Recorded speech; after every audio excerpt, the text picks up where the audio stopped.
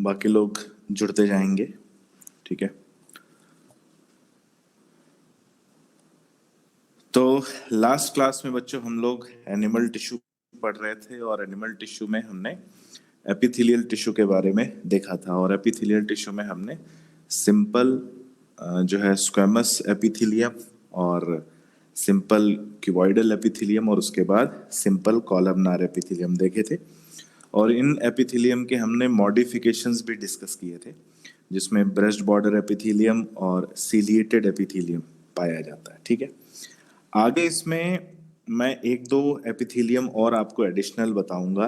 ठीक है, और वो additional epithelium actually histology point of view से बहुत इंपॉर्टेंट है। हालांकि हमारी एनसीईआरटी में उसको उतनी इंपॉर्टेंस नहीं दी है, लेकिन जब हम मेडिकल साइंस की स्टडी करते हैं और हिस्टोलॉजी को स्टडी करते हैं तो उसमें वो एपिथेलियम बहुत इंपॉर्टेंट हो जाता है। ठीक है, दो एपिथेलियम हम यहाँ पर डिस्कस करने वाले हैं, जिसमें से और ये दोनों ही मॉडिफिकेशन है किसके, ये दोनों ही मॉडिफिकेशन है जो कॉलमनार एपिथेलियम हमने पढ़ा था, उसी कॉलमनार एपिथेलियम का ये मॉडिफिकेशन है। ठीक है, और इसका जो एक दो तो हमने मॉडिफिकेशन पढ़ लिए थे, एक ब्रश्ड बॉर्डर कॉलमनार एपिथेलियम और एक सीलिएटेड कॉलमनार एपिथेलियम। तो उसके बाद क्या आता है, उसके बाद के एपिथेलियम को भी हम यहाँ पर डिस्कस करेंगे। ठीक है, तो उसके बाद का एपिथेलियम जो हम यहाँ डिस्कस करने वाले हैं, जिसे कहते हैं सूडो स्ट्रेटिफाइड कॉलमनार एपिथेलियम। ठीक है, क्या नाम है इसका, सूडो स्ट्रेटिफाइड कॉलमनार एपिथेलियम। ठीक है, सूडो स्ट्रेटिफाइड कॉलमनार एपिथेलियम, ये इस एपिथेलियम का एग्जाम्पल है, इस एपिथेलियम का नाम है, एग्जाम्पल नहीं, इसका नाम है। अब इसमें जब इसके नाम को हम डिस्कस करेंगे तो यहाँ पर हमारे सामने दो वर्ड आ रहे हैं। ठीक है, एक वर्ड आ रहा है जिसे कहते हैं सूडो। सूडो का मतलब होता है फॉल्स। ठीक है, सूडो का मतलब क्या है, फॉल्स। फॉल्स माने झूठा, जो कोई भी झूठ बोले या जो कोई भी दिखावा करे तो वो क्या है, सूडो। जैसे हमने अमीबा में पढ़ा हुआ है सूडोपोडिया। ठीक है, अमीबा में जब अमीबा फूड कैप्चर करता है तो उसमें फिंगर लाइक प्रोजेक्शंस बनते हैं, उंगली जैसे कुछ प्रोजेक्शंस बनते हैं जिनसे वो फूड को दोनों तरफ से जो है कैप्चर करता है, और उन फिंगर लाइक प्रोजेक्शंस को हम बोलते हैं सूडोपोडिया। सूडोपोडिया मतलब फॉल्स फीट। ठीक है, तो सूडो का मतलब हो गया फॉल्स यानी झूठा, और स्ट्रेटिफाइड का मतलब होता है मल्टी लेयर्ड। Multi layered. ठीक है, स्ट्रेटिफाइड का मतलब हो जाता है क्या, मल्टी लेयर्ड। तो कोई कॉलमनार एपिथेलियम है जो फॉल्स मल्टी लेयर्ड है। ठीक है, यानी झूठा है और मल्टी लेयर्ड है। तो कैसे ये झूठा मल्टी लेयर्ड, इसको समझेंगे। क्योंकि वो एपिथेलियम जो है जिसके बारे में हम बात कर रहे हैं, ये एपिथेलियम होता सिंगल लेयर्ड है लेकिन दिखता मल्टी लेयर्ड है। ठीक है, इसीलिए इसका नाम पड़ा है pseudo stratified columnar epithelium. It is single layered but appears as multi layered. इसी को हम यहाँ पर डिस्कस करने वाले हैं, और इसीलिए ये खास एपिथेलियम है क्योंकि अपनी तरह का इकलौता है।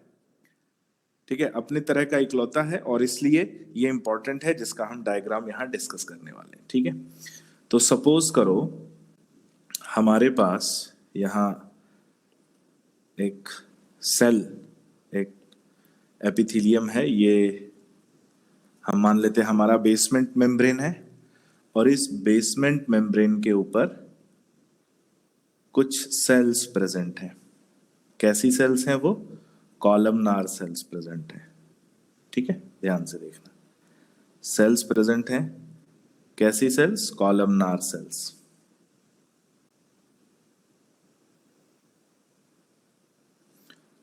और इन कॉलमनार सेल्स के न्यूक्लियस भी हैं, ये भी कॉलमनार सेल्स हैं और इन कॉलमनार सेल्स के न्यूक्लियस हैं। ठीक है, फर्क क्या हो जाता है बच्चों, ध्यान से सुनना, डिफरेंस क्या है, इंपॉर्टेंट क्या है बात, कि इस कॉलमनार एपिथेलियम की जो सेल्स हैं उन सभी सेल्स का साइज एक जैसा नहीं है।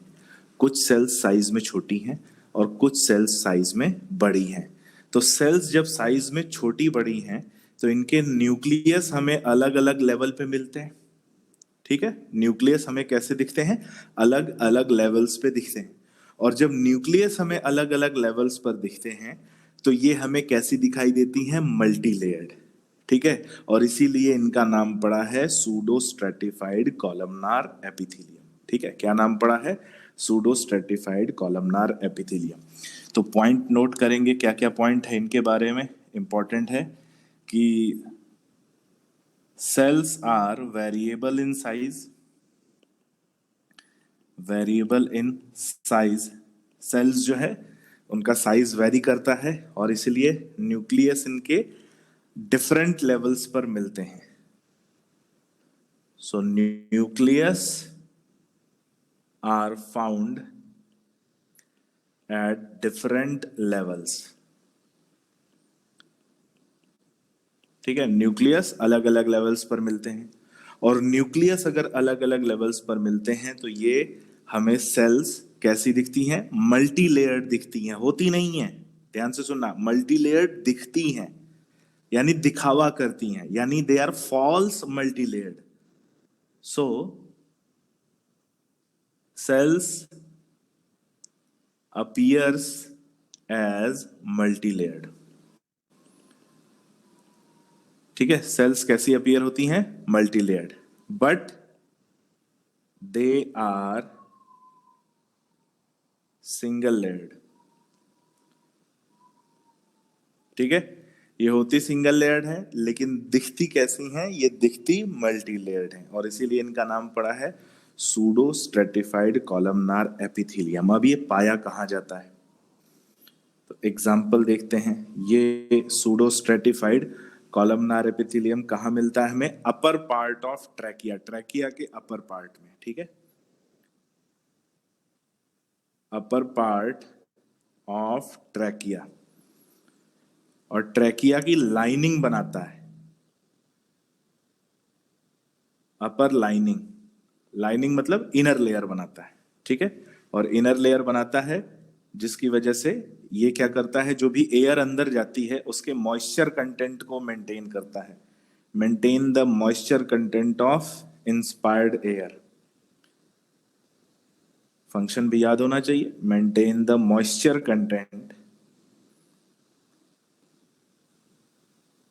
Content of inspired air. Inspired air. ठीक है, ये है क्या? Pseudo stratified columnar epithelium. Important है इसलिए हम इसको यहां पर डिस्कस कर रहे हैं। ठीक है, नोट डाउन कर लीजिए और डायग्राम बना लीजिए। नीचे यहां पर क्या दिखती है? ये बेस। Done sir. चलो,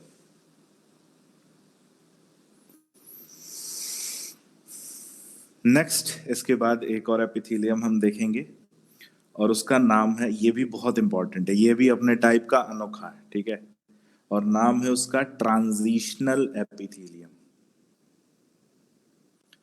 transitional epithelium.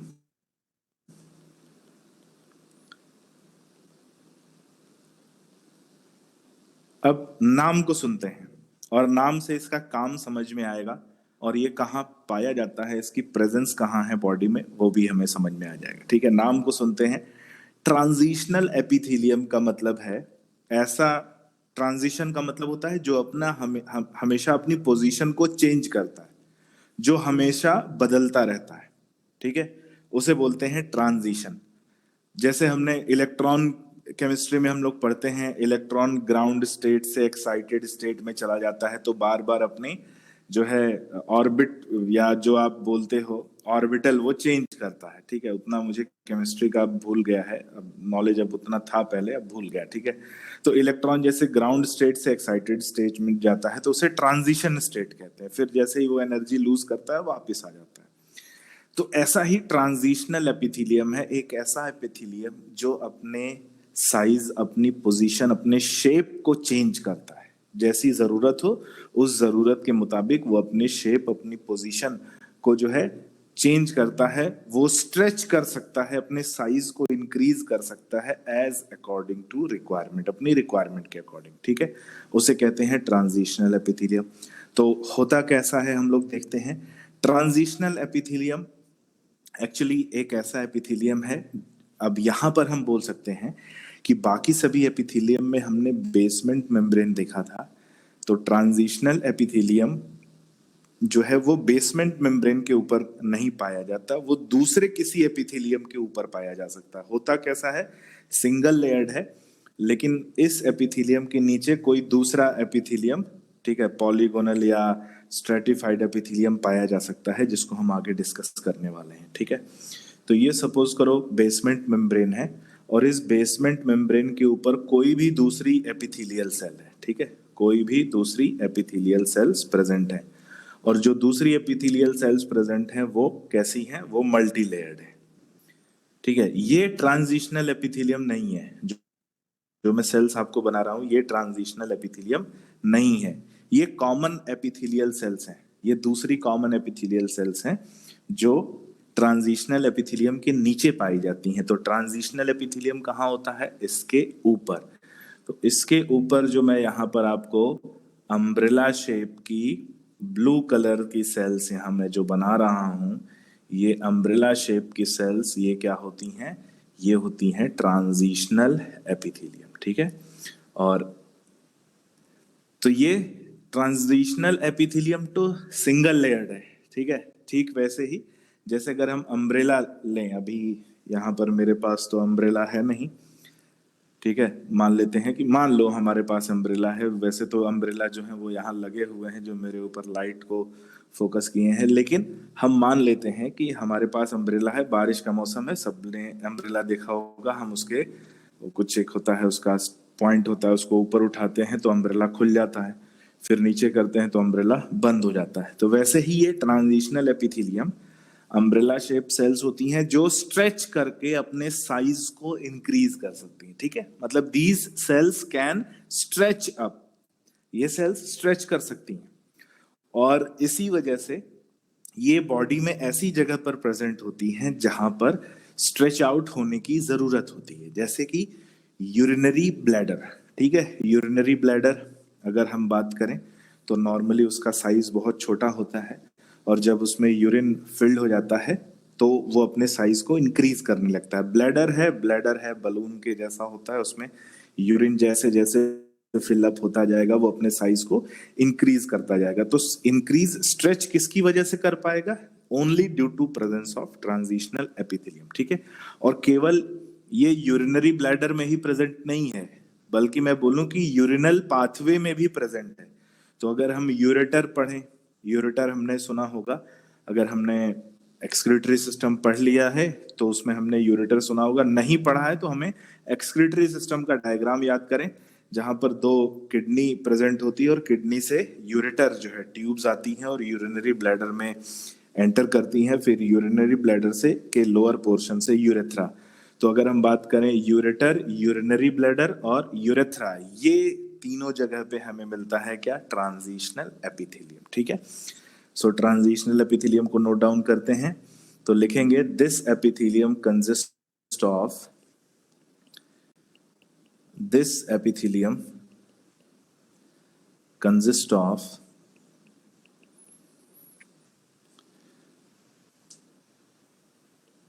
umbrella shape specific cells, ठीक है। और इन सेल्स को ट्रांजिशन सेल्स कहा जाता है, ट्रांजिशन सेल्स क्या बोलते हैं इन्हें, ट्रांजिशन सेल्स, ठीक है। तो अम्ब्रेला शेप ट्रांजिशन सेल्स होती हैं, और umbrella shape transition cells specific होती हैं, ठीक है। It is present over another epithelium, it is present over another epithelium.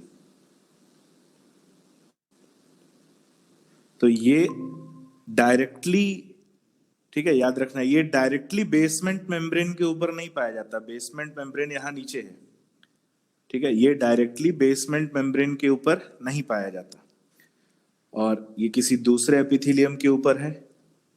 और these umbrella shaped cells can stretch up according to requirement and change the size of epithelium.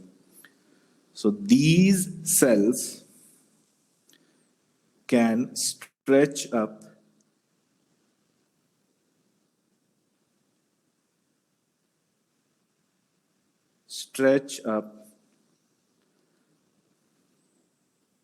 to change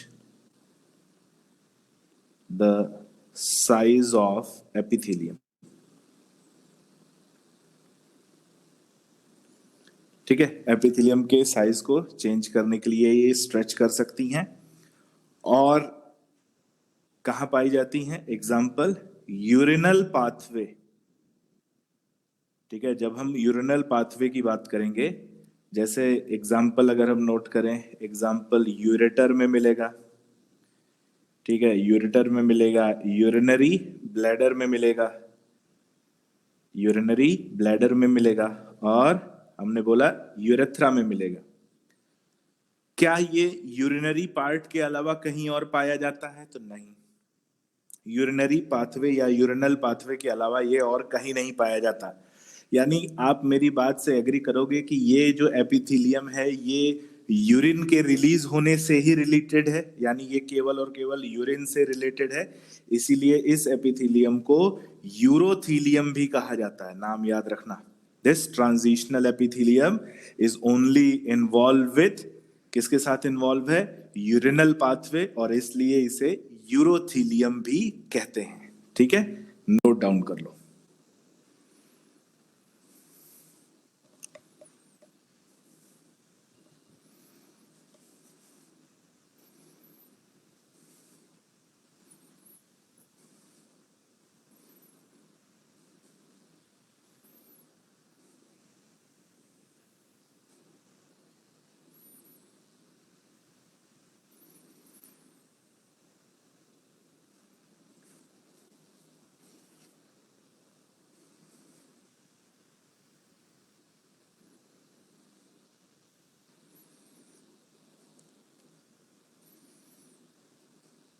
done sir.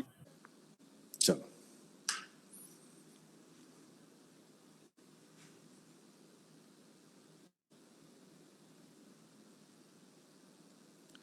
चलो next आते हैं glandular epithelium पे। ठीक है, ये भी epithelial tissue का ही एक एग्जाम्पल है, एक टाइप है, और इसे हम स्पेशल एपिथेलियल टिश्यू बोल सकते हैं। ठीक है, क्या बोलते हैं इसे? Special epithelial tissue.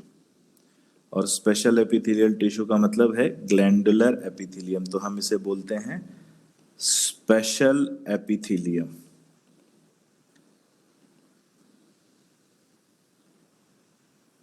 ठीक है, स्पेशल एपिथेलियम। ध्यान से सुनते हैं।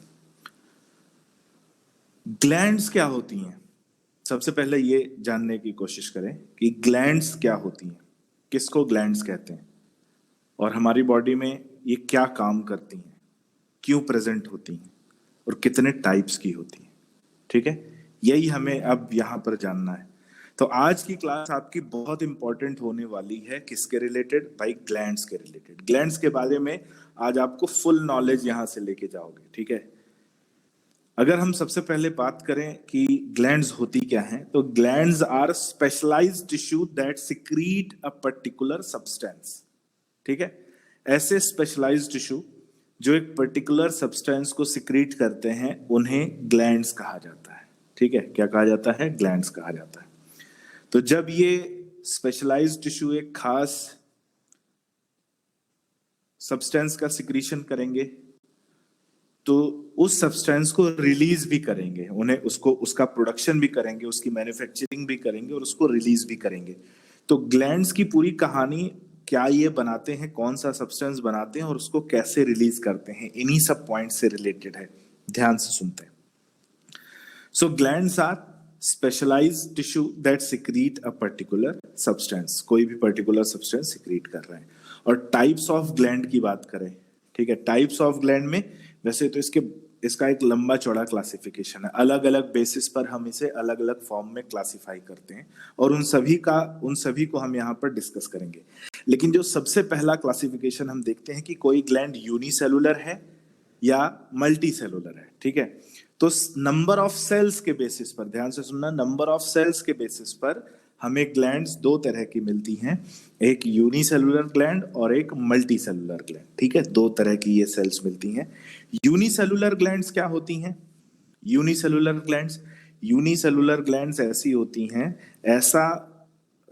ऐसी कोई सेल, ध्यान से सुनना, ऐसी कोई सेल जो अकेले मॉडिफाई होके ग्लैंड की तरह काम करने लगे, वो खुद ब खुद मॉडिफाई होके कोई सब्सटेंस सिक्रीट करने लगे, तो उसे बोलते हैं हम क्या? Unicellular gland. ठीक है, जैसे यहाँ पर हम एग्जाम्पल देख रहे हैं। एग्जाम्पल आप देखोगे इस डायग्राम में, यहाँ पर हमें कॉलमनार एपिथेलियम दिख रहा है, कॉलमनार एपिथेलियम यहाँ पर दिख रहा है, और इसी कॉलमनार एपिथेलियम के बीच में हमें एक कप शेप की सेल दिख रही है। दिख रहा है बच्चों आपको? ये कप शेप मैं बनाया हूं, जो हाईलाइट किया है जो मैंने, Yes, sir. है ना? ये जो कप के जैसा शेप दिख रहा है, कप मतलब गॉबलेट। ठीक है, हैरी पॉटर की मूवी थी ना गॉबलेट ऑफ फायर, वहीं से ये वर्ड आता है। ठीक है, वही वर्ड है। गॉबलेट का मतलब है कप शेप, और गॉबलेट सेल इसको कहते हैं क्योंकि ये सेल एक सिंगल सेल की बनी होती है और ग्लैंड की तरह काम करती है। तो गॉबलेट सेल बनाती क्या है? कप शेप है, इसलिए नाम पड़ा है गॉबलेट सेल। और सिक्रीट क्या करती है? तो म्यूकस का सिक्रीशन करती है। ठीक है, किसका सिक्रीशन करती है? म्यूकस। तो जहां भी बॉडी में म्यूकस सिक्रीट होगा, वो म्यूकस किसकी वजह से सिक्रीट होगा? Due to presence of these goblet cell. हमारा जो स्टमक है, स्टमक में डाइजेस्टिव जूस सिक्रीट होता है, स्टमक में म्यूकस भी सिक्रीट होता है। तो स्टमक की जो एपिथेलियम है, वहां पर ये गॉबलेट सेल्स पाई जाती हैं। इंटेस्टाइन में म्यूकस का सिक्रीशन पाया जाता है, वहां भी ये गॉबलेट सेल्स पाई जाती हैं। हमारे रेस्पिरेटरी ट्रैक में कफ बनता है। कफ क्या है? कफ भी म्यूकस है। ठीक है, म्यूकस एक सब्सटेंस है जो अलग अलग जगह पर, एक फ्लूइड सब्सटेंस है जो अलग अलग जगह पर अलग अलग एक्शन परफॉर्म करता है। अगर हम स्टमक की बात करें, ध्यान से सुनना, अगर हम स्टमक की बात करें तो म्यूकस जो है, एक तो गैस्ट्रिक जूस को लिक्विड मीडियम प्रोवाइड करता है, ये उसका एक काम है। दूसरा उसका फंक्शन आ जाता है कि हमारे गैस्ट्रिक जूस में जो एसिड है, उस एसिड और सेल्स के बीच में एक लेयर बनाता है म्यूकस, जिससे एसिड हमारे सेल्स पर हार्म एक्शन नहीं कर पाते, सेल्स को नुकसान नहीं पहुंचा पाते। ठीक है, तो म्यूकस प्रोटेक्टिव भी होता है, और इसीलिए ये गॉबलेट सेल्स बहुत इंपॉर्टेंट हो जाती है। और इसीलिए हमारे स्टमक में बनने वाला हाईली एसिडिक HCl, ध्यान से सुनना, हमारे स्टमक में बनने वाला हाईली एसिडिक HCl भी हमारी बॉडी की सेल्स को, हमारे स्टमक की लाइनिंग की एपिथेलियम को डिस्ट्रॉय नहीं कर पाता। और उसका सबसे बड़ा रीजन क्या है? ये म्यूकस का सिक्रीशन, और ये म्यूकस का सिक्रीशन किससे होता है? गॉबलेट सेल से। ठीक है, so it is a very famous example of unicellular gland. क्या है भाई? गॉबलेट सेल प्रेजेंट है, और ये क्या सिक्रीट करती है? म्यूकस सिक्रीट करती है। दूसरा देखते हैं multi cellular cells, multi cellular gland. Multi cellular gland में आप देखो, यहाँ पर ये हमें ग्लैंड दिख रही है, और ये ग्लैंड जो है, इसमें बहुत सारी छोटी छोटी सेल्स हमें दिख रही हैं, और ये सभी सेल्स जो सब्सटेंस बनाती हैं, वो सब्सटेंस यहाँ सेंटर पर डिपॉजिट ग्रीन कलर में आपको दिख रहा होगा, और ये जो सब्सटेंस सेंटर में ग्रीन कलर का दिख रहा है, फिर इसी सब्सटेंस को ये बाहर रिलीज करती है। ठीक है, इसमें बहुत सी सेल्स इन्वॉल्व होती हैं। ये जो मल्टी सेलुलर ग्लैंड है, ये बलून शेप का दिख रहा है। कैसा दिख रहा है? बलून शेप का। और बलून शेप का दिखने की वजह से इसको क्या बोलते हैं? एल्वियोलाई। ठीक है, बलून शेप का दिखने की वजह से इसे क्या कहा जाता है? Alveoli shape. एल्वियोलाई भी हमारे लंग्स में पाई जाती है, बलून शेप होता है।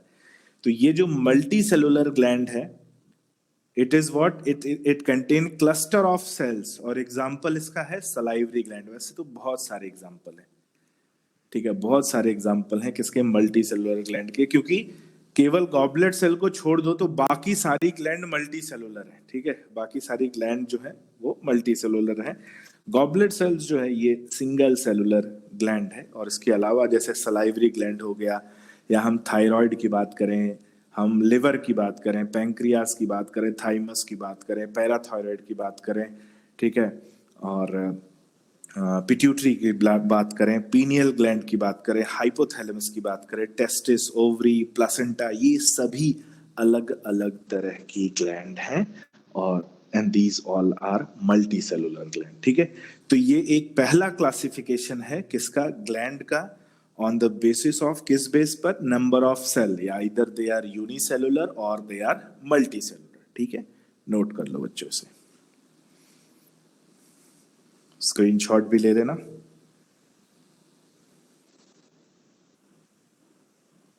Done, sir. चलो,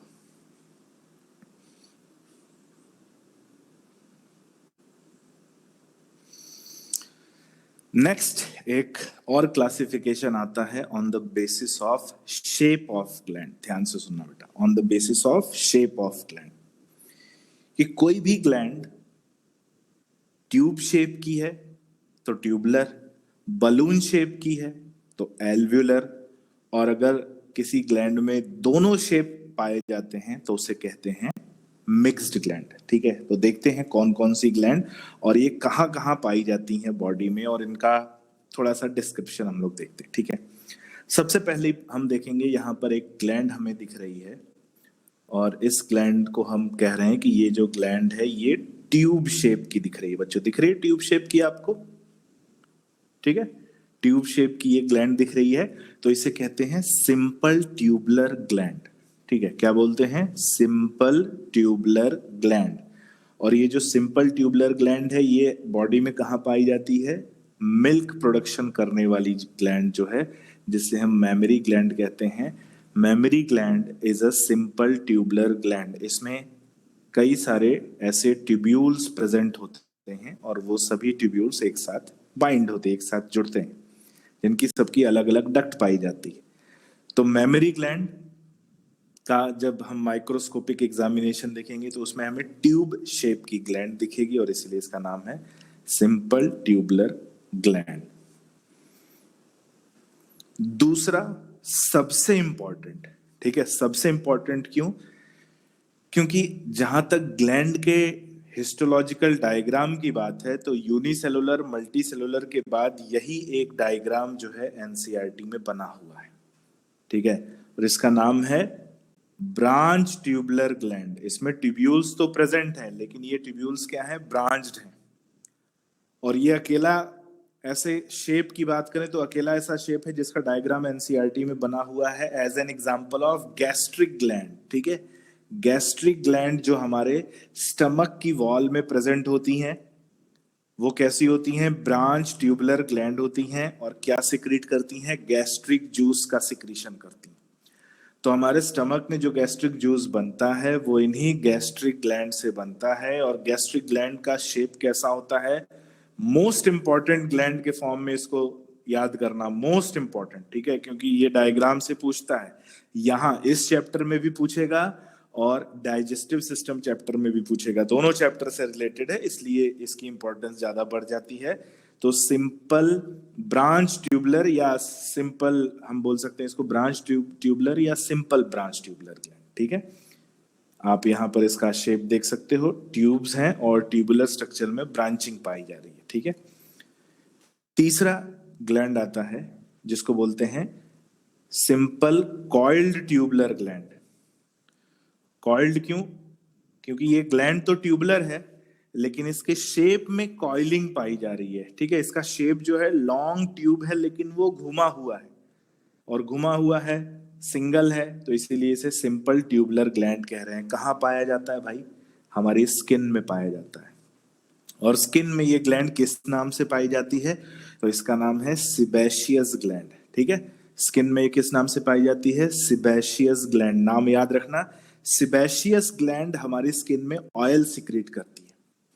कई बार ऐसा होता होगा, अगर आप देखोगे हमें अपने नाक के आसपास जो है काफी ऑयल सिक्रीट होता हुआ दिखता है जब भी हम रात को सुबह सो के उठे या दिन के समय जब भी होता है, अगर हम time to time face wash नहीं करते हैं तो हमें ऑयल मिलता है, ठीक है। और वो ऑयल किसकी वजह से मिलता है, इसी सिबेशियस ग्लैंड की वजह से मिलता है। और जो ऑयल ये सिक्रीट करता है उस ऑयल को सीबम कहा जाता है, ठीक है, नाम याद रखना।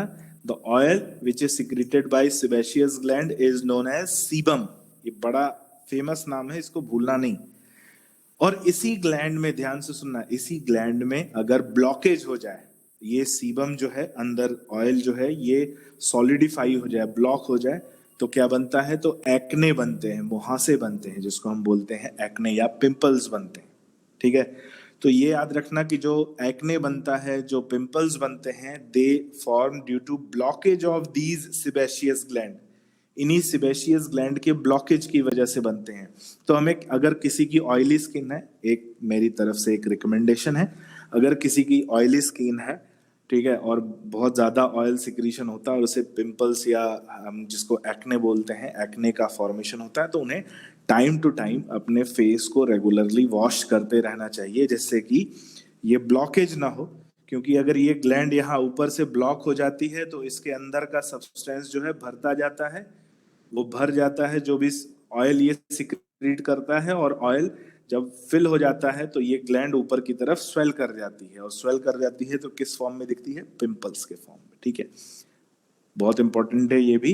सिंपल ट्यूबुलर ग्लैंड है और सिबेशियस ग्लैंड इसका एग्जांपल। ठीक है, नेक्स्ट आता है सिंपल एसिनार ग्लैंड। एसिनार जो वर्ड है ये एल्वियोलाई के लिए ही, मैंने बोला बलून शेप होता है, और बलून शेप के लिए एल्वियोलर वर्ड भी यूज करते हैं और एसिनार वर्ड भी यूज करते हैं। तो ये जो बलून शेप का इसमें स्ट्रक्चर हमें दिखाई देता है, इस बलून शेप के स्ट्रक्चर को एसिनाई कहते हैं।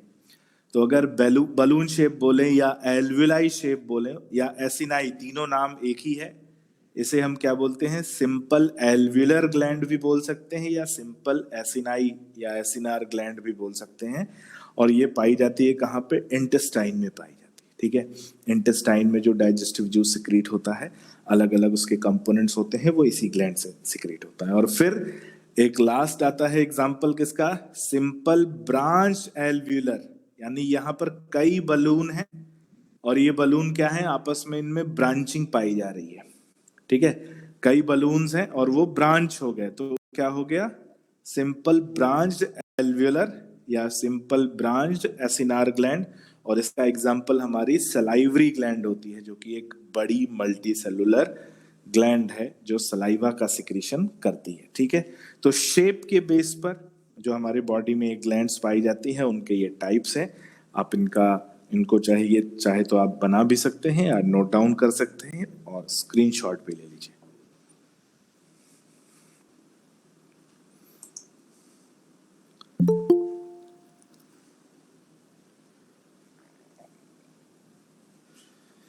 चलिए भाई आगे चलते हैं। तो ये हो गया glands, type of gland on the basis of shape, उसके शेप के बेस पर। अब एक थोड़ा सा डिटेल का क्लासिफिकेशन। ठीक है, थोड़ा सा डिटेल और थोड़ा सा हम बोले तो इम्पोर्टेंट क्लासिफिकेशन। और ये इम्पोर्टेंट क्लासिफिकेशन ग्लैंड का है, और किस बेस पर है? On the basis of mode of secretion. ठीक है, on the basis of mode of secretion, कि ग्लैंड्स किस तरह से सिक्रीशन करती हैं। जब सिक्रीशन, जो भी सब्सटेंस ये बना रही हैं, सपोज करिए सलाइवा बना रही है, गैस्ट्रिक जूस बना रही है, या स्वेट बना रही है, या हार्मोन बना रही है, या कोई एंजाइम बना रही, या डाइजेस्टिव जूस बना रही, बाइल बना रही, पैंक्रियाटिक जूस बना रही, क्या बना रही, तो किस तरह से ये सब्सटेंस का सिक्रीशन करती है, यानी जब ये कोई सब्सटेंस रिलीज करती है तो ग्लैंड पे उसका क्या इफेक्ट पड़ता है। ठीक है, तो इसीलिए आ गया on the basis of mode of secretion the gland are of 3 type. 3 तरह की होती हैं। कौन कौन सी? मीरोक्राइन ग्लैंड, पहला मीरोक्राइन, दूसरा एपोक्राइन ग्लैंड, और तीसरा होलोक्राइन ग्लैंड। ध्यान से सुनना, लिखा हुआ सब है, हम समझने की कोशिश करते हैं। ठीक है, समझेंगे तो लिखा हुआ पढ़ने की जरूरत नहीं पड़ेगी। पहले बात करते हैं मीरोक्राइन ग्लैंड पर। मीरोक्राइन ग्लैंड ऐसी ग्लैंड होती है, जब भी इसमें सिक्रीशन होता है तो ग्लैंड की सेहत पर कोई फर्क नहीं पड़ता, ग्लैंड को कोई भी नुकसान नहीं होता, और इसलिए ये ग्लैंड लगातार सिक्रीशन कर सकती है। ठीक है, इसे कहते हैं क्या? मीरोक्राइन ग्लैंड। ठीक है, सो इसके बारे में डेफिनेशन क्या है? The gland is not harmed during secretion. तो सिक्रीशन के समय ग्लैंड को कोई भी नुकसान नहीं होता, and it can perform continuous secretion. ये कंटिन्यूअस सिक्रीशन परफॉर्म कर सकती है। ठीक है, एग्जाम्पल हमें मिलता है सलाइवरी ग्लैंड। हमारा जो सलाइवा है कंटिन्यूअस सिक्रीशन पाया जा सकता है। एग्जाम्पल मिलता है स्वेट ग्लैंड, कंटिन्यूअस सिक्रीशन कर सकता है। एग्जाम्पल मिलता है डाइजेस्टिव ग्लैंड, ये भी कंटिन्यूअस सिक्रीशन कर सकता है। तो ये वो ग्लैंड है जिनकी सेहत पे कोई भी असर नहीं पड़ता, इन सेल्स को, इन ग्लैंड्स को कोई भी नुकसान नहीं होता जब भी ये सिक्रीशन परफॉर्म करती हैं। ठीक है, दूसरा देखते हैं। दूसरा क्या है? दूसरा आ जाता है एपोक्राइन ग्लैंड। ये इंपॉर्टेंट है और बहुत ज्यादा इंपॉर्टेंट है। ठीक है, एपोक्राइन ग्लैंड, एपोक्राइन का अगर हम समझे कि कैसी ग्लैंड है, तो ये ग्लैंड जब भी सिक्रीशन करती है, इस ग्लैंड को कुछ नुकसान होता है, कुछ सेल्स का नुकसान होता है। Some of the cells of gland is destroyed during secretion. तो जब भी ये ग्लैंड सिक्रीट करती है, जब भी ये ग्लैंड सब्सटेंस को रिलीज करती है, तो सब्सटेंस के साथ इस सेल्स का कुछ पार्ट भी क्या होता है? रिलीज हो जाता है। तो जो भी सेल्स का सिक्रीशन होगा उसमें उस ग्लैंड की भी कुछ सेल्स, जो भी ग्लैंड का सिक्रीशन होगा उसमें उस ग्लैंड की भी कुछ सेल्स प्रेजेंट होंगी, क्योंकि इस ग्लैंड को नुकसान हो रहा है। और अगर ये कंटिन्यूअस सिक्रीशन करेगी तो एक टाइम आएगा कि ये ग्लैंड क्या हो जाएगी? खत्म हो जाएगी, डीजनरेट कर जाएगी।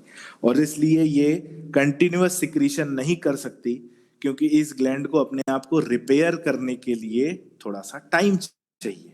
ठीक है, और इसलिए इसमें कंटिन्यूअस सिक्रीशन नहीं पाया जाता। एग्जाम्पल क्या है? मेमरी ग्लैंड या मिल्क ग्लैंड। ठीक है, मेमरी ग्लैंड या जिसे हम मिल्क ग्लैंड कहते हैं, जो मिल्क का सिक्रेशन करता है, it is an apocrine gland and it is an, बहुत इंपॉर्टेंट पॉइंट है, it is a modified sweat gland. तो जो मिल्क ग्लैंड है ये मॉडिफाई हो गया है।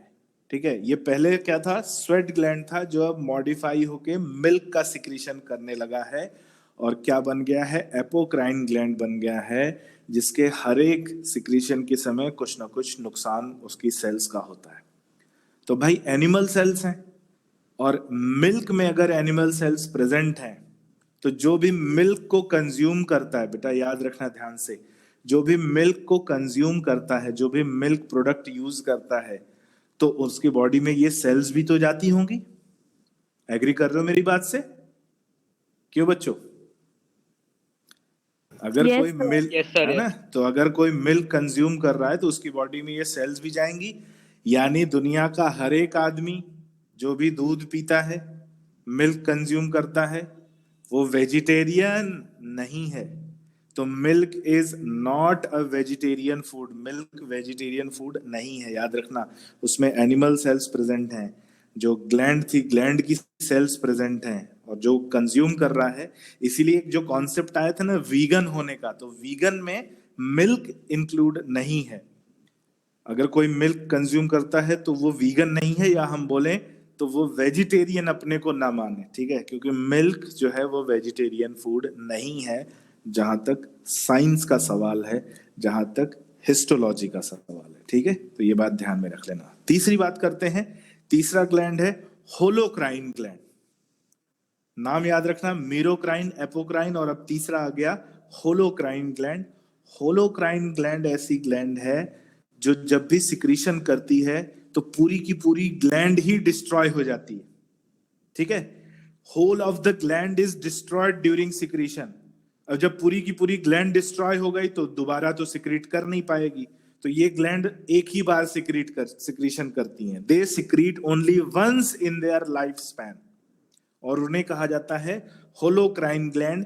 Complete gland is destroyed during secretion and they secrete only once. ये पूरे अपने लाइफ में केवल एक बार सिक्रीशन करती हैं। एग्जाम्पल वही अभी हमने पढ़ा था, क्या मिलेगा एग्जाम्पल? Sebaceous gland. और सिबेशियस ग्लैंड जो ऑयल, जिसको ऑयल ग्लैंड भी बोलते हैं, जो ऑयल सिक्रीट करती है, उस ऑयल को हम सीबम कहते हैं। It is an holocrine gland. तो जो ग्लैंड, जहां पिंपल्स, जो ग्लैंड एक्ने बना रही है, वो ग्लैंड केवल एक बार ही सिक्रीशन परफॉर्म करती है।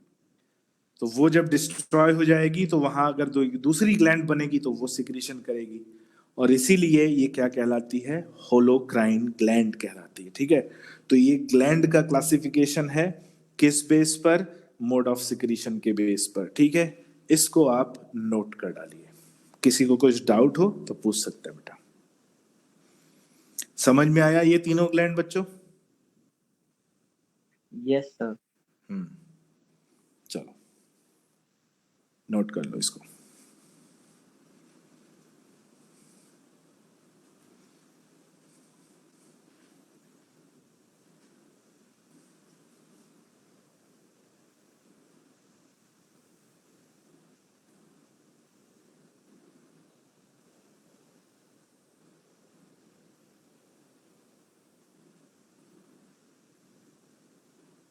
Done, sir. चलो ठीक है, तो इसका रिवीजन आपके लिए बहुत इंपॉर्टेंट है, बार बार इसको ध्यान में रखना पड़ेगा कि ये किस तरह की ग्लैंड है और क्या काम कर रही है। एक और क्लासिफिकेशन, अभी हम लोगों ने 3 क्लासिफिकेशन देख लिए। ठीक है, एक यूनिसेलुलर मल्टी सेलुलर, एक ग्लैंड ट्यूबुलर है या एल्वियोलर है, और तीसरा हमने देख लिया मोड ऑफ सिक्रीशन। चौथा और बहुत इंपॉर्टेंट, क्योंकि इस क्लासिफिकेशन के आगे हमें इसी पे बेस्ड एक चैप्टर भी मिलेगा।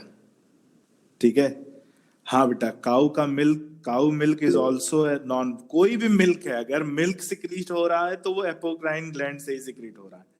ठीक है, और एपोक्राइन, आप मेरी बात मत मानो, आप काउ के मिल्क को लेकर उसका माइक्रोस्कोपिक एग्जामिनेशन कर लो, आपको जो है एनिमल सेल्स उसमें मिलेंगी, और एनिमल सेल्स मिलेंगी तो मतलब वो भाई वेजिटेरियन फूड नहीं है। ठीक है, ध्यान में रखना इसको। चलिए, on the basis of release of secretory substance, मान लो मैं ग्लैंड हूं, ठीक है, और मैं कोई सब्सटेंस सिक्रीट कर रहा हूं। अब उस सब्सटेंस को मैं कैसे रिलीज कर रहा हूं? ठीक है, उस सब्सटेंस को कैसे रिलीज करता हूं? जैसे आप समझो, कोई सब्सटेंस ग्लैंड बना रही है और उसको रिलीज करने के 2 तरीके हैं। या तो उस ग्लैंड में डक्ट प्रेजेंट होगी, यानी ट्यूब प्रेजेंट होगी। ठीक है, और वो जो ग्लैंड सब्सटेंस बना रही है उसको ट्यूब में रिलीज कर देगी, और वो ट्यूब उस सब्सटेंस को लेकर बाहर चला जाएगा। या एक दूसरा मोड होता है कि ग्लैंड्स में जो ब्लड आ रहा है, जो आर्टरीज आ रही हैं या आर्टीरियोल्स आ रही हैं, वो आर्टीरियोल्स में जो ब्लड आ रहा है उसी ब्लड में सब्सटेंस को रिलीज कर दें, तो जो वेन वहां से निकलेंगी वो सब्सटेंस को लेके पूरी बॉडी में जाएंगी। तो ये हो गया क्या, मोड ऑफ सिक्रीशन।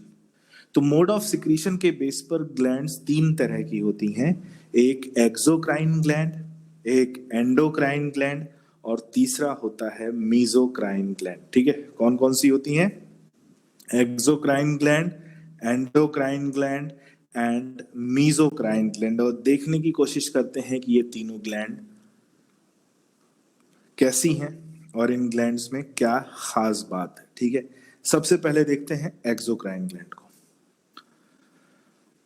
एक्सोक्राइन, एक्सो का मतलब बाहर, क्राइन का मतलब है सिक्रीशन, एक्सोक्राइन का मतलब सब्सटेंस का सिक्रीशन कहाँ करती हैं? बाहर। तो होता क्या है कि जो एक्सोक्राइन ग्लैंड होती हैं उनमें डक्ट्स प्रेजेंट होती है, और उन्हीं डक्ट से वो सब्सटेंस क्या होता है, इन ग्लैंड से बाहर रिलीज होता है। ठीक है, हर एक्सोक्राइन ग्लैंड की अपनी डक्ट पाई जाती है। जैसे मैंने आपसे लास्ट क्लास में अगर डिस्कस किया था, नहीं किया था तो मैं बता देता हूं, हमारी जैसे सलाइवरी ग्लैंड है, तो सलाइवरी ग्लैंड की सबकी अलग अलग डक्ट है। जैसे अगर हम पैरोटिड ग्लैंड की बात करें तो पैरोटिड ग्लैंड का नाम, की डक्ट का नाम है स्टेनसन्स डक्ट। सबमैंडिबुलर ग्लैंड की बात करें, उसकी डक्ट का नाम है वॉर्टन्स डक्ट। सबलिंगुअल ग्लैंड की बात करें तो उसकी ग्लैंड का नाम है बार्थोलिन्स डक्ट, जिसे डक्ट ऑफ रिवाइनस भी कहा जाता है। ठीक है, हम गॉल ब्लैडर पाया जाता है, गॉल ब्लैडर की डक्ट का नाम देखें अगर तो उसका नाम है सिस्टिक डक्ट। ठीक है, लिवर से जब निकलती है जो डक्ट तो उसे कॉमन बाइल डक्ट कहते हैं। पैंक्रियास से निकलती है पैंक्रियाटिक डक्ट। तो अलग अलग ग्लैंड्स होती हैं जिनमें अलग अलग डक्ट्स पाई जाती हैं। और डक्ट का मतलब क्या? डक्ट वो सब्सटेंस को बाहर रिलीज करती, लेके जाती है। So these gland contain duct and they release their substances directly into duct. ये अपने substances को उन ducts में release करते हैं और इसलिए इन्हें क्या कहा जाता है, एक्सोक्राइन।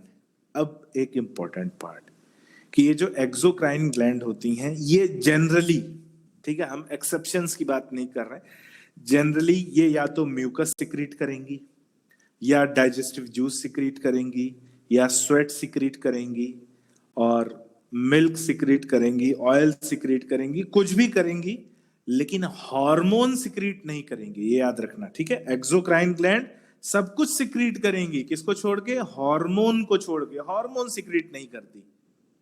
तो हार्मोन कौन सिक्रीट करता है भाई, हार्मोन सिक्रीट करती हैं एंडोक्राइन ग्लैंड, ठीक है।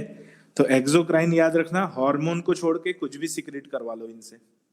स्वेट हो गया, मिल्क हो गया, डाइजेस्टिव जूस हो गया, इंटेस्टाइनल जूस हो गया, गैस्ट्रिक जूस हो गया, स्वेट हो गया, ऑयल हो गया, मिल्क हो गया, यहां तक कि हमारे जो ईयर में वैक्स बनता है, ठीक है, हाँ ये भी एक इंपॉर्टेंट पॉइंट आया। ईयर में जो वैक्स बनता है उसके लिए वैक्स ग्लैंड पाई जाती है जिसका नाम है सिरोमिनस ग्लैंड। सिरोमिनस ग्लैंड, ठीक है। ईयर वैक्स जो बनता है उसके लिए ग्लैंड पाई जाती है जिसको बोलते हैं सिरोमिनस ग्लैंड, और जो ईयर वैक्स बनता है उसका नाम है सिरोमेन। ये नोट कर लेना, ईयर वैक्स जो बनता है उसका नाम है सिरोमेन और जो ग्लैंड ईयर वैक्स बनाती है उसका नाम है सिरोमिनस ग्लैंड, ठीक है। तो वो क्या काम करता है, ध्यान से सुनना, बहुत इंपॉर्टेंट है। वो सिरोमिनस ग्लैंड क्या काम करती है, ध्यान में सुनेंगे, या ये जो वैक्स है ये वैक्स क्या काम करता है, कोई बता सकता है। हमारे कान में, हमारे ईयर जो ऑडिटरी ट्यूब होती है उसमें जो वैक्स सिक्रीट होता है, वो वैक्स किस काम का होता है, कोई बता सकता है आप लोगों में।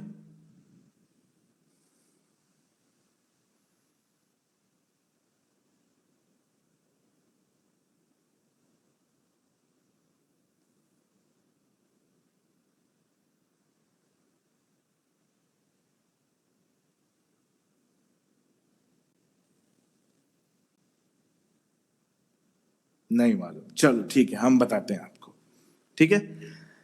दो तीन चीजें समझ लो। हमारा जो ईयर है बड़ा ही सोफिस्टिकेटेड ऑर्गन है, उसे बहुत ज्यादा सेफ्टी और सिक्योरिटी और कोई उस पर परेशानी ना हो तो बड़ा उसे बचा के रखना पड़ता है। तो जो वैक्स है इसके दो तीन काम एक साथ ये परफॉर्म करता है। पहला जो वैक्स है वो ऑडिटरी कैनाल जो होती है, ऑडिटरी कैनाल को वाटरप्रूफ बनाता है, क्योंकि जहां भी वैक्स रहेगा वैक्स वाटरप्रूफ बनाने के लिए काम करता है। इसको वाटरप्रूफिंग के तौर पर हम यूज करते हैं। तो जो ये वैक्स सिक्रीट करता है, ये वैक्स क्या है भाई, पहला तो ऑडिटरी कैनाल को वाटरप्रूफ बनाता है, दिमाग में बिठा लेना ये बात।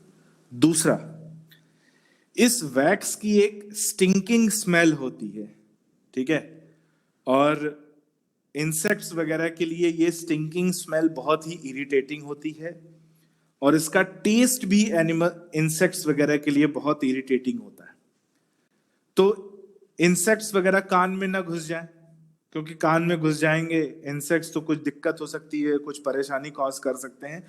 तो this wax prevent our ear या auditory canal from insects attack. तो इंसेक्ट्स भी नहीं घुस पाते और घुसते हैं तो बाहर आ जाते हैं, क्योंकि उनके लिए वहां पर जो वैक्स है वो बहुत स्टिंकिंग स्मेल और स्टिंकिंग टेस्ट उनको देता है। तीसरी बात, वैक्स हमारा जो इको है साउंड का, ठीक है, जो साउंड की जो गूंज होती है उस गूंज को कम करता है। सो साउंड के इको को कम करता है, जिससे साउंड हमें आराम से सुनाई दे, क्लीन क्लियर साउंड सुनाई दे। और ये काम भी कौन करता है, जो ईयर में वैक्स प्रेजेंट होता है। तो दो तीन काम हमारे समझ में आ गया। पहला भाई वाटरप्रूफ बनाता है, दूसरा इंसेक्ट्स वगैरह से प्रोटेक्ट करता है, तीसरा हमने अभी बताया ये साउंड के इको को कम करता है, साउंड को एब्जॉर्ब करता है, जिससे साउंड का इकोलेशन कम होता है। ठीक है, ये हो गया किसके बारे में, सिरोमिनस ग्लैंड जो सिरोमिन वैक्स बनाती है। हम बात कर रहे हैं एंडोक्राइन ग्लैंड की। एंडोक्राइन ग्लैंड क्या करेगी, ये हार्मोन बनाएगी, और हार्मोन बनाएगी तो उस हार्मोन को रिलीज करेगा कहां पर, ब्लड में रिलीज करेगा। क्यों भाई, ब्लड में क्यों रिलीज करेगा, डक्ट में क्यों रिलीज नहीं कर सकते, तो उसका एक रीजन है, समझने की कोशिश करते हैं कि एंडोक्राइन ग्लैंड जो है ब्लड में क्यों रिलीज करे। उसके पास भी डक्ट होनी चाहिए थी, वो भी डक्ट में रिलीज करता। तो बात समझो, अगर सलाइवरी ग्लैंड सलाइवा सिक्रीट कर रहा है तो वो सलाइवा ठीक उसके बगल में यानी माउथ ओरल कैविटी में ही काम करेगा। स्टमक में डाइजेस्टिव ग्लैंड अगर जो सब्सटेंस सिक्रीट कर रही है वो स्टमक में काम करेगा। सिरोमेन वैक्स जो सिक्रीशन करता है वो वहीं लोकल काम करता है। तो जो भी एक्सोक्राइन ग्लैंड होते हैं वो लोकली एक्शन परफॉर्म करते हैं, लेकिन जो एंडोक्राइन ग्लैंड है वो जनरल एक्शन परफॉर्म करता है, पूरी बॉडी में एक समान काम करता है। जैसे हमारे ब्रेन में पिट्यूटरी ग्लैंड होता है, ब्रेन से जुड़ा होता है pituitary gland. Pituitary gland hormone secrete करेगा, वो पूरी बॉडी में एक साथ काम करेगा। तो पूरी बॉडी तक ले जाने के लिए हर जगह डक्ट फैलानी पड़ेंगी, तो उससे अच्छा है उस ग्लैंड को, उस सिक्रीशन को कहां रिलीज कर दो, ब्लड में। तो जो एंडोक्राइन ग्लैंड होते हैं ये जनरल एरिया में काम करते हैं, और इसीलिए हार्मोन्स इनके पूरी बॉडी पर एक समान काम करते हैं, और इसीलिए इन हार्मोन्स को पूरी बॉडी में एक साथ पहुंचाने के लिए ब्लड से अच्छा कोई मीडियम है ही नहीं। और इसीलिए ये ग्लैंड जो भी सब्सटेंस सिक्रीट करती हैं उसको डायरेक्टली कहां रिलीज करती हैं, ब्लड में। ठीक है भाई, हमारी मसल्स को एनर्जी की जरूरत है, ज्यादा से ज्यादा एनर्जी चाहिए, तो एड्रेनलिन हार्मोन सिक्रीट होता है, ब्लड में रिलीज होता है, पूरी बॉडी में सिंपैथेटिक एक्शन परफॉर्म करता है, जिससे एनर्जी का प्रोडक्शन बढ़ जाता है और मसल्स को एनर्जी मिलती है। तो ये पूरे जनरल बॉडी लेवल पे ये काम होता है, और वो काम किसकी वजह से हो पाता है, ब्लड की वजह से। तो ब्लड वो मीडियम है जो हार्मोन्स को उसकी ग्लैंड से लेकर बॉडी के सारे डिफरेंट पार्ट्स में ले जाता है, जो डक्ट की वजह से पॉसिबल नहीं हो पाता। ठीक है, तो ये इंपॉर्टेंस हो जाती है किसकी, ब्लड की या हार्मोनल ग्लैंड की, और इन्हें डक्टलेस ग्लैंड कहा जाता है। ठीक है, so these hormonal glands are ductless gland जो हार्मोन सिक्रीट करती है और हार्मोन को पूरी बॉडी में लेके जाती है। और इसीलिए जो एंडोक्राइनल ग्लैंड है, एंडोक्राइन ग्लैंड्स हैं, इनकी ब्लड सप्लाई बहुत हाई होती है। ठीक है, इनकी ब्लड सप्लाई बहुत हाई होती है। जैसे कि अगर हम बात करें लंग्स की या लिवर, किसी भी ऑर्गन की बात करें, तो जनरली एक या दो आर्टरीज ब्लड सप्लाई करती हैं। लेकिन एक छोटे से एंडोक्राइन ग्लैंड, हम थायराइड ग्लैंड की बात करें, तो thyroid gland is only supplied by 6 arteries. 6 artery, आप सोचो कि जहां हार्ट को कोरोनरी आर्टरी, लंग्स को पल्मोनरी वेन, लिवर को हेपेटिक पोर्टल वेन या जो है ब्लड सप्लाई कर रहा है, वहीं एक छोटा सा एंडोक्राइन ग्लैंड है जिसको 6 ब्लड वेसल्स ब्लड सप्लाई करती हैं, 3 लेफ्ट और 3 right. Right superior, right middle, right inferior, left superior, left middle, left interior. ये तो केवल आर्टरीज हैं जो ब्लड लेके आती हैं, वेन अलग हैं। ठीक है, सो endocrine glands have very rich blood supply. इनकी ब्लड सप्लाई बहुत रिच होती है, दे आर हाईली वेस्कुलर। ठीक है, ब्लड सप्लाई रिच होने का मतलब क्या है, हाईली वेस्कुलर होना। ठीक है, ये पॉइंट दिमाग में बिठा लो, they are highly vascular, highly vascular, यानी इनकी वेस्कुलरिटी ज्यादा होती है, यानी इनमें वेसल्स ज्यादा होती हैं, इनमें ब्लड सप्लाई ज्यादा होती है। ठीक है, ये हो गया किसके बारे में, एंडोक्राइन। तो मुझे उम्मीद है ये दोनों समझ में आ गए होंगे आपको, एक्सोक्राइन और एंडोक्राइन। ठीक है, तो एंडोक्राइन ग्लैंड कौन कौन सी है भाई, एंडोक्राइन ग्लैंड वो ग्लैंड है जो केवल हार्मोन सिक्रीट करती है। ठीक है, जो ओनली हार्मोन का सिक्रीशन, मैं केवल क्यों बोल रहा हूं उसका एक रीजन है, ये केवल वर्ड बड़ा इंपॉर्टेंट है यहाँ पे। जो हार्मोन्स केवल और केवल हार्मोन, जो ग्लैंड केवल और केवल हार्मोन सिक्रीट करती हैं उन्हें एंडोक्राइन ग्लैंड कहा जाता है। और ये एंडोक्राइन ग्लैंड कौन कौन सी होती हैं, या प्योर एंडोक्राइन ग्लैंड कहा जाता है। और ये प्योर एंडोक्राइन ग्लैंड कौन कौन सी हैं, ध्यान से सुनते हैं। केवल हार्मोन सिक्रेट करने वाली प्योर एंडोक्राइन ग्लैंड कौन कौन सी हैं, जरा सोचते हैं भाई। हाइपोथैलेमस है, ठीक है, ध्यान से सुनना। हाइपोथैलेमस, फिर उसके नीचे pituitary, pineal gland, thyroid, parathyroid, thymus, adrenal gland. केवल यही वो ग्लैंड हैं जो प्योर एंडोक्राइन ग्लैंड है, ठीक है। यानी ये वो ग्लैंड है जो केवल हार्मोन सिक्रीट करती हैं। तीसरा देखते हैं मीजोक्राइन। मीजोक्राइन को हेटेरोक्राइन या मिक्स्ड ग्लैंड भी बोलते हैं, ठीक है। क्यों? क्योंकि ये इसमें दो पार्ट प्रेजेंट होते हैं। कुछ पार्ट इसमें एक्सोक्राइन होता है और कुछ पार्ट इसमें एंडोक्राइन होता है। तो these mesocrine gland contain both exocrine and endocrine part। इसमें दोनों पार्ट प्रेजेंट होते हैं, लेकिन दोनों एक दूसरे के साथ मिक्स नहीं होते। दोनों एक साथ रहते हैं, इस ग्लैंड में रहते हैं, लेकिन दोनों अपना फंक्शन, अपना एक्शन अलग अलग परफॉर्म करते हैं।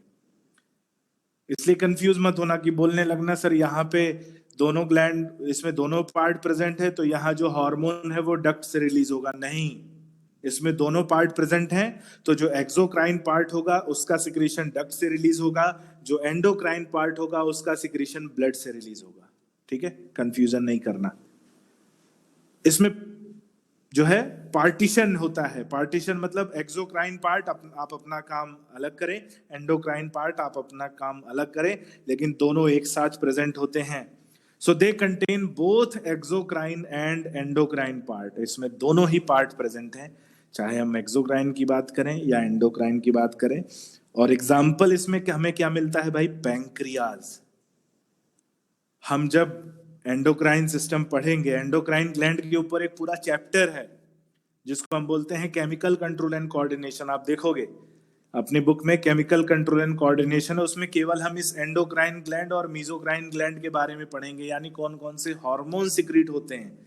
तो कौन कौन सी मीजोक्राइन ग्लैंड मिलती हैं, पैंक्रियाज, टेस्टिस और ओवरी। ये क्या मिलती हैं, ये मीजोक्राइन ग्लैंड है जिसमें एक्सोक्राइन और एंडोक्राइन दोनों पार्ट प्रेजेंट होता है, उसे कहते हैं मीजोक्राइन ग्लैंड, ठीक है। समझ में आया बच्चों? नोट कर लीजिए इसको, किसी को कुछ डाउट हो तो पूछ सकता है। चलो ठीक है। अब यहां देखते हैं भाई हॉर्मोन्स, या कौन कौन सी ग्लैंड्स हैं जो हॉर्मोन्स बना रही हैं। तो सबसे पहले हम यहां पे नोट करेंगे भाई, नोट क्या करेंगे, pure endocrine gland. Pure endocrine gland कह रहे हैं जो केवल हार्मोन सिक्रीट करती हैं। कौन कौन सी ग्लैंड है जरा देखें। प्योर एंडोक्राइन ग्लैंड में हमें भाई हाइपोथैलेमस मिल रहा है, हमें पीनियल मिल रहा है, हमें थायराइड और पैराथायराइड मिल रहा है, ठीक है। हाइपोथैलेमस हो गया, पीनियल हो गया, थायराइड एंड पैराथायराइड हो गया, पिट्यूटरी हो गया, एड्रिनल हो गया और थाइमस हो गया। ये क्या है, ये प्योर एंडोक्राइन ग्लैंड है जो ग्रीन कलर से जिनको मार्क किया, ठीक है, जो ग्रीन कलर से मार्क है ये प्योर एंडोक्राइन ग्लैंड है। और इनमें हार्मोन सिक्रीट होते हैं। कौन कौन से हार्मोन सिक्रीट होते हैं उनका नाम भी लिखा हुआ है, ठीक है। लेकिन यहाँ अभी हमें इन हार्मोन्स को नहीं पढ़ना है, वो हम पढ़ेंगे हमारा जो एंडोक्राइन चैप्टर है उसमें पढ़ेंगे। दूसरा जो है, अगर हम बात करें तो मीजोक्राइन ग्लैंड कौन कौन सी हैं, तो टेस्टिस, ओवरी, पैंक्रियाज, ये मीजोक्राइन ग्लैंड है जो एक्सोक्राइन और एंडोक्राइन दोनों पार्ट को करती हैं। फिर कुछ और के नाम यहाँ पर लिखे हैं, ये माइनर एंडोक्राइन ग्लैंड है। जो कुछ और नाम येलो कलर से मार्क किए हैं ये माइनर ग्लैंड है। माइनर ग्लैंड से मेरा मतलब है, माइनर ग्लैंड से मतलब है बेटा ध्यान से सुनना, ये हमेशा हार्मोन सिक्रीट नहीं करती, कभी कभी स्पेशल कंडीशन में जब जरूरत होती है तभी हार्मोन सिक्रीट करती। जैसे किडनी जब जरूरत होती है तभी रेनिन सिक्रीट करता है, ठीक है। प्लासेंटा परमानेंट ग्लैंड नहीं है, ओनली प्रेगनेंसी के टाइम पे बनता है। यूटेरस भी परमानेंट सिक्रीशन नहीं करता, किडनी परमानेंट सिक्रीशन नहीं करता। स्टमक में भी जो हार्मोन सिक्रीट होता है वो टाइम टू टाइम सिक्रीट होता है, उसमें भी परमानेंट सिक्रीशन नहीं है। लिवर भी कुछ हार्मोन सिक्रीट करता है, वो भी परमानेंट नहीं है। और इवन मैं बोलूं हार्ट भी सिक्रीट करता है। हार्ट की जो एट्रियम की वॉल है वो भी एक हार्मोन सिक्रीट करती है जिसका नाम है एएनएफ, ठीक है, anti natriuretic factor, ANF secrete करता है जो रेनिन के अपोजिट काम करता है। आप यहाँ पे देख सकते हो रेनिन, रेनिन के अपोजिट काम करता है एएनएफ जो हार्ट सिक्रीट करता है। तो हार्ट एंडो कोई ग्लैंड नहीं है, लेकिन कुछ स्पेशल कंडीशंस में कभी कभी कुछ ग्लैंड ये सिक्रीट करते हैं कुछ हार्मोन्स जिन्हें हम माइनर एंडोक्राइन ग्लैंड बोल सकते हैं या टेम्परेरी एंडोक्राइन ग्लैंड बोल सकते हैं। ये परमानेंट सिक्रीशन परफॉर्म नहीं करते, ठीक है। स्क्रीनशॉट ले लो इसका। तो ग्रीन वाले प्योर हैं, रेड वाले मिक्स्ड हैं, और येलो वाले जो हैं वो टेम्परेरी या माइनर ग्लैंड है, ठीक है। ऐसे किडनी ही एक यहाँ पे हार्मोन है, रेनिन के अलावा एक और हार्मोन है एरिथ्रोपोइटिन, बड़ा इंपॉर्टेंट रोल है इसका। एरिथ्रोपोइटिन आरबीसी प्रोडक्शन को बढ़ाता है, ठीक है, आरबीसी के प्रोडक्शन को बढ़ाने के लिए काम करता है एरिथ्रोपोइटिन। तो ये भी एक इंपॉर्टेंट जो है एरिथ्रोपोइसिस में काम करने वाला एक इंपॉर्टेंट फैक्टर है एरिथ्रोपोइटिन हार्मोन।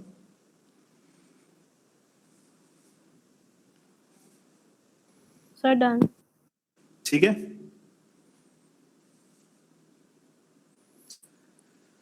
तो यहां पर वही जो अभी हमने पढ़ा एक्सोक्राइन और एंडोक्राइन ग्लैंड का ये डेफिनेशन है, थोड़ा सा एक थ्योरेटिकल वे में यहाँ लिखा हुआ है। Exocrine gland they releases secretion through ducts या tubes and their secretion is exocrine. They secrete mucus, saliva, ear wax, oil, milk, digestive enzymes वगैरह जो हमने पढ़ा वो एक्सोक्राइन ग्लैंड है।